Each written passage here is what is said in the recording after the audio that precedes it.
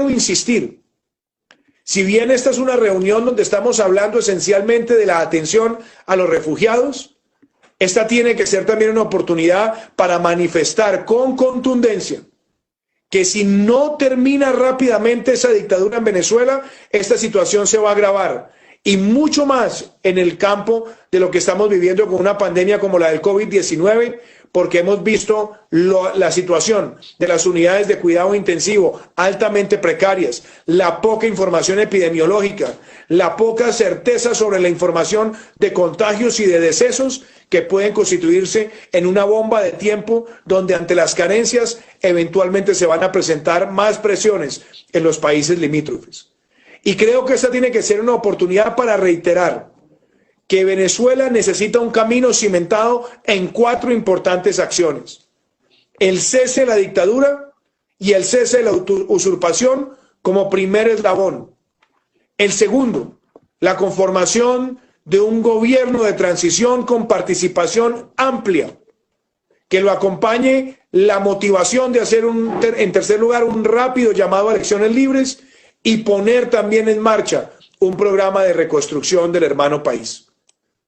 Esto es tan importante como los mecanismos de movilización de recursos para atender a los refugiados, y creo que los dos elementos se deben hacer en paralelo, porque lo que se vive en Venezuela es la peor dictadura que haya visto América Latina en muchísimo tiempo.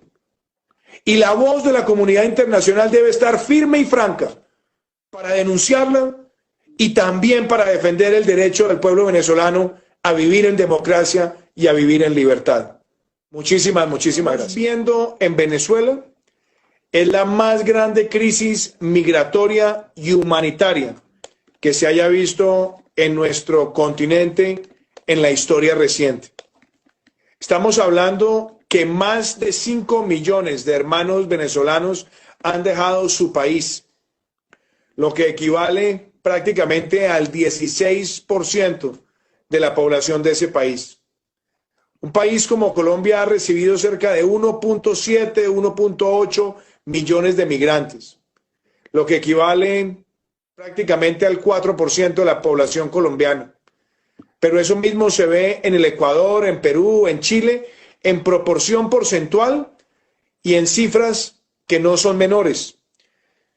Para hacer una referencia, Ecuador tiene cerca de 400.000 hermanos venezolanos. El Perú puede estar hablando de 900.000, Chile de 400.000. Inclusive países como los Estados Unidos están hablando de 422.000 como mínimo. Una crisis de esta magnitud nunca la habíamos visto en nuestra región. Y prácticamente cuando nosotros comparamos esta situación con otros casos a nivel mundial, estamos hablando que esta es la segunda crisis más grande después de la crisis de Siria, donde cerca de 6.2 millones de personas salieron de ese territorio.